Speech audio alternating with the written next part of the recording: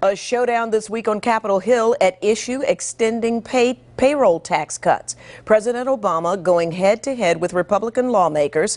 Whether it's win, lose, or another stalemate, what does it mean to our pocketbooks and our overall economy?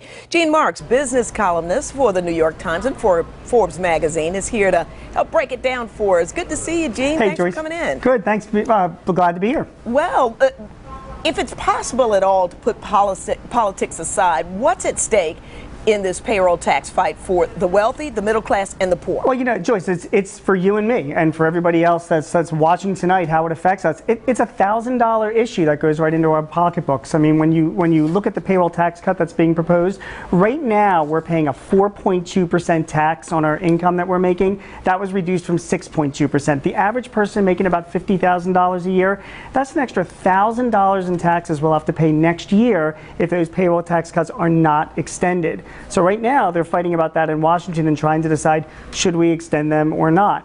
The big reason why Republicans don't want to extend them is it just sort of adds to the deficit.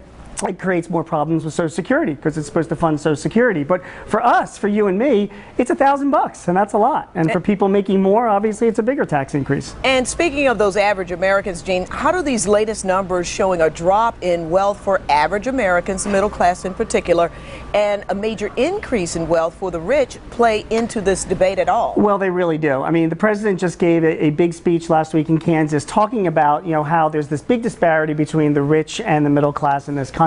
And he feels that the rich doesn't pay enough. So this kind of a tax cut, the reason why they want to extend it for another year is that it really puts money in the pockets of the middle class. I mean, for us, so that we have more money to spend and it doesn't, contract into the economy. So that's the issue that people are talking about right now. Do we need that extra $1,000 next year, or should it go back to the government in the form of taxes that it should have been, so to pay down the deficit? Well, Gene, there's more economic news expected this week that could really affect holiday spending and how we kick off the new year, right? Yeah, you got it, Joyce. There's some big things that are coming out this week that we should all be aware of that will affect us, right? Retail sales are coming out this week. We want to know if retail sales in November were bigger than they were in months before, because that could mean more jobs and an increase in the economy. And inflation numbers are coming out this week as well, Joyce. The consumer price index, that comes out. Right now, inflation's about 3.5%. So for all of you guys that are looking for salary increases next year, think about it that your cost of living is about 3.5%. Hopefully you're getting that in your paycheck next year. All righty. Gene Marks, thank you so much for joining us tonight. It really is good to see you again. It's great seeing you, Joyce. Take care. All right.